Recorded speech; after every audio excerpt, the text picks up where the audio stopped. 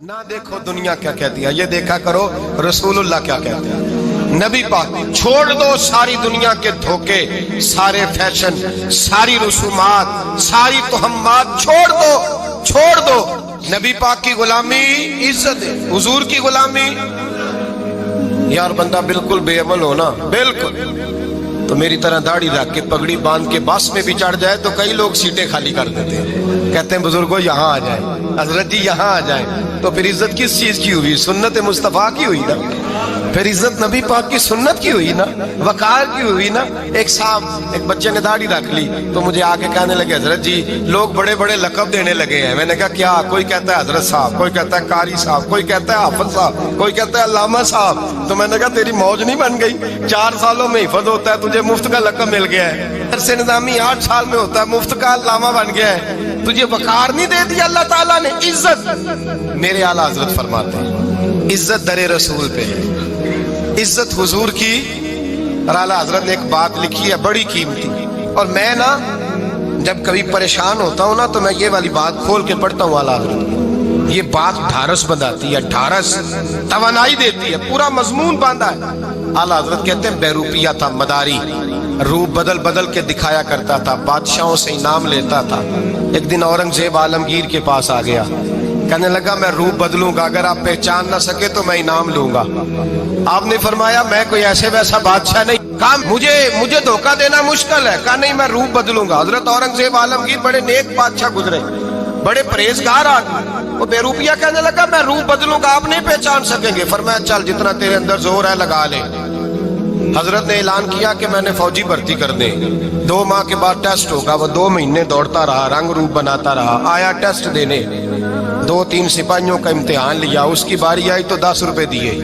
कहने लगे तेरे आने जाने का किराया मैंने तुझे पहचान लिया है। कुछ दिनों के बाद जाने लगे सफर पर तो भिखारी आ गए खैरात मांगने। उसने भी सारे मुंह पर स्याही मार ली, कपड़े फाड़ लिए, सर के बाल मुंडा लिए, भवें तक कटा ली, बदरंग होके आया। कासा आगे किया तो हजरत ने 10 रुपए डाले, कहने लगे तेरे आने जाने का किराया मैंने पहचान लिया है। कुछ दिन गुजरे तो टीचर की जरूरत थी, उसने मूछे बड़ी कर ली, दाढ़ी नकली लगा ली, सर पे जिना कैप पहन ली, एक शेरवानी ले ली और हाथ में छड़ी पकड़ के आया। कहने लगा मैं उस्ताद हूँ, 2-4 बंदों का इम्तिहान लिया, उसकी बारी आई तो 5 रुपए दिए, 10 रुपए दिए, का तेरा किराया मैंने पहचान लिया। 2 साल गुजर गए, वो जब भी आता हजरत पहचान लेते। एक दिन सफर पे जा रहे थे, बहुत बड़ा लश्कर था, जिहाद करने जा रहे थे औरंगजेब आलमगीर। तो देखा एक पहाड़ी है, पहाड़ी पे लोग जा भी रहे हैं आ भी रहे। औरंगजेब आलमगीर पूछने लगे यहाँ क्या है? कहने लगे एक बाबा जी बैठे हैं दुआ करते हैं, अल्लाह के नेक बंदे हैं। औरंगजेब कहने लगे यार पुराने लोग सारे ही अल्लाह वालों को मानते, ये भी मुसीबत आई है जितनी नहीं आई है, सारे लोग ही मानते। कहने लगे जरा मैं दुआ ना करा लूं, अच्छे काम जा रहा हूँ। औरंगजेब बादशाह थे, बादशाह लोग नाजुक मिजाज होते हैं। घोड़े से उतरे, बड़ी मुश्किल से पहाड़ी पे चढ़े, ऊपर गए तो लाइन लगी है, बाबा जी गार में बैठे। कहने लगे मैंने मिलना, मैं औरंगजेब हूँ। उन्होंने कहा हमारा बाबा उस तरह का पीर नहीं कि अमीर आए तो रंग और हो, गरीब आए तो और हो, यहाँ अगर मिलना है तो लाइन में लग जाओ, सब एक जैसे। अब लाइन में खड़े हो गए, 50 आदमी आगे थे, कहते हैं 51वां नंबर था। थक गया धूप में खड़ा खड़ा। जब मैं पहुंचा गार के दाने तो मैंने बाबा जी के चेहरे पे नजर डाली तो बड़ा नूरानी चेहरा, बड़ी खूबसूरत लबो लहजा।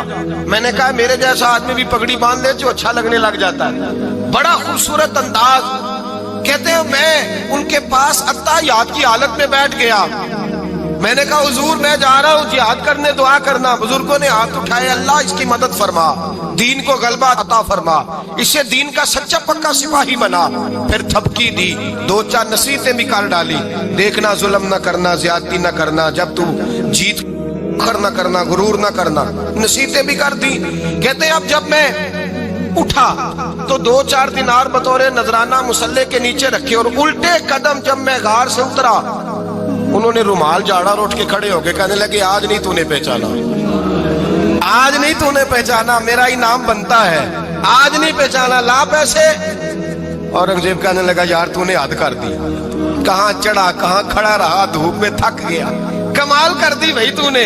बता तू क्या लेगा, अब तो देख जल्दी बता, कितने लोग पीछे धूप में खड़े हैं, लश्कर सारा खड़ा है, क्या लेगा?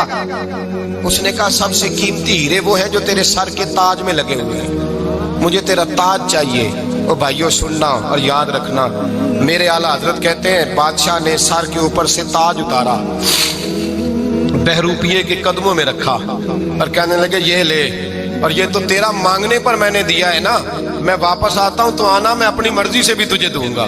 تو نے اورنگزیب جیسے بندے کو دھوکہ دیا، آنا میں اس وقت بھی دوں گا۔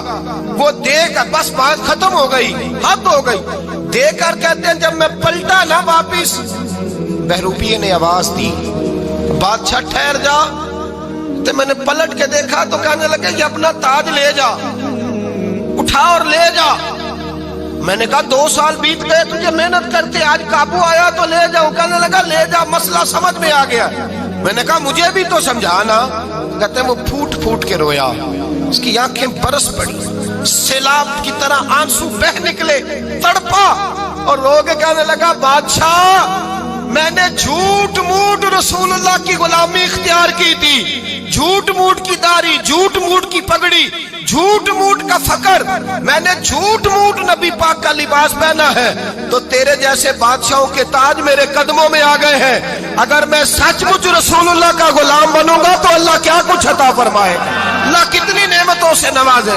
میرے اعلیٰ حضرت کیا فرماتے ہیں؟ اعلیٰ حضرت فرماتے ہیں فرشتے بھی کرتے ہیں تعظیم میری۔ کون جی؟ اللہ ایسا عقیدہ بھی کم ملے گا جو بریلی کے امام کا عقیدہ ہے، ایسا بھی کم۔ کہتے ہیں فرشتے بھی کرتے ہیں تعظیم میری۔ کیوں؟ فرمانے لگے فدا ہو کے ان پر یہ عزت ملی ہے، فدا ہو کے ان پر یہ۔ حضرت سلمان فارسی گورنر تھے، کھانا کھا رہے تھے، دسترخوان بچھا تھا، رسول پاک صلی اللہ علیہ وسلم کا فرمان ہے روٹی کا لقمہ دسترخوان پہ گرے اٹھا کے کھا لو، اللہ تمہاری بخشش فرما دے گا۔ دسترخوان صاف ہوتا ہے، روٹی، بڑے گورنر تھے آپ، بڑے بڑے سفیر بیٹھے تھے، وزیر بیٹھے تھے، روٹی کا لقمہ گر گیا۔ آج تو لوگ فیشن میں عزت ڈھونڈتے ہیں نا، وقار ڈھونڈتے ہیں کہ میں جدید دنیا کے ساتھ مل جاؤں، میں معاذ اللہ لڑکی لڑکے اکٹھے بٹھا کے منگنی کروں تو میں ماڈرن شمار ہو جاؤں گا، میں بڑے بڑے ڈھول بجاؤں تو ماڈرن بنوں گا، میں اگر مہندی پہ سارے تماشے کر ڈالوں تو میں ماڈرن ہوں۔ دیکھو عزت کس بات میں۔ حضرت سلمان فارسی روٹی کھا رہے تھے، سفیر وزیر نہ جانے بڑے بڑے لوگ بیٹھے تھے، کھانا کھاتے کھاتے لقمہ گرا دسترخوان پہ، حضرت سلمان فارسی نے سمیٹا، منہ میں رکھا، پھر انگلی مار کے دسترخوان صاف کیا۔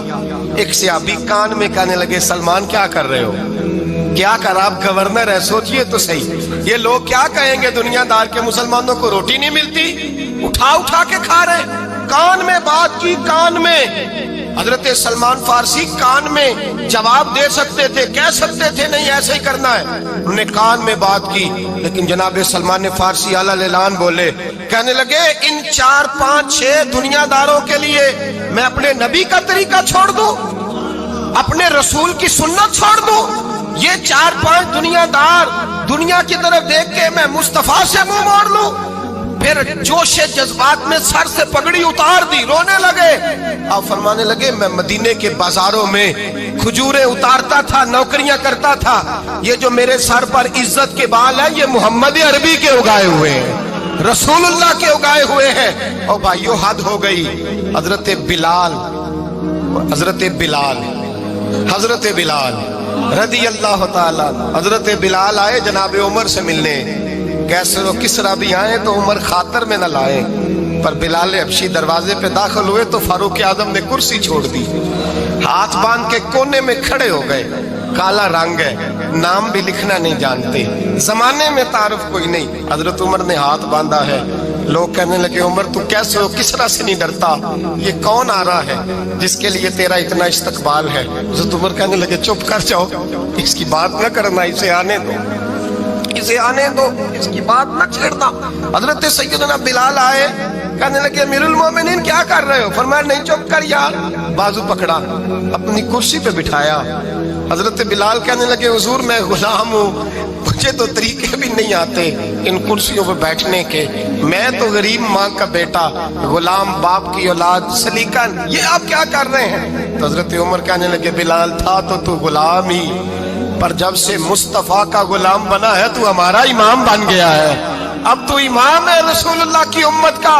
فرمایا وہ مجھے دن یاد ہے جب مکہ فتح ہوا تھا، بت ٹوٹ گئے تھے، بڑے بڑے سردار تھے، اور میرے نبی نے فرمایا بلال سے کہو کعبے کی چھت پہ چڑھ کے اذان دے۔ تو لوگوں نے کہا حضور یہ سارے جل گئے ہیں، کسی اور کی ڈیوٹی لگا دیں۔ حضور نے فرمایا چپ کرو، بدر میں مار کھا کے اذان پڑے تو بلال، احد میں پتھر برسے اذان پڑے تو بلال، تپتے صحراؤں میں پڑے تو بلال، ہر جگہ مار کھائے تو بلال۔ اور آج اگر اللہ نے عزت دی ہے تو میں لوگوں کو دیکھ کے بلال کو عزت نہ دوں؟ میں بتانا چاہتا ہوں کہ رسول اللہ کی غلامی میں عزت ہے۔ فرمایا کوئی اوپر نہیں چڑھے گا، ابو بکر بھی نیچے، عمر بھی نیچے، عثمان و علی، طلحہ اور زبیر بھی نیچے۔ آج یہ حبشی غلام کعبے کی چھت پہ چڑھے گا اور میں دنیا کو بتاؤں گا کہ اصل عزت اسی کے پاس ہوتی ہے جو رسول اللہ کا غلام ہوا کرتا ہے۔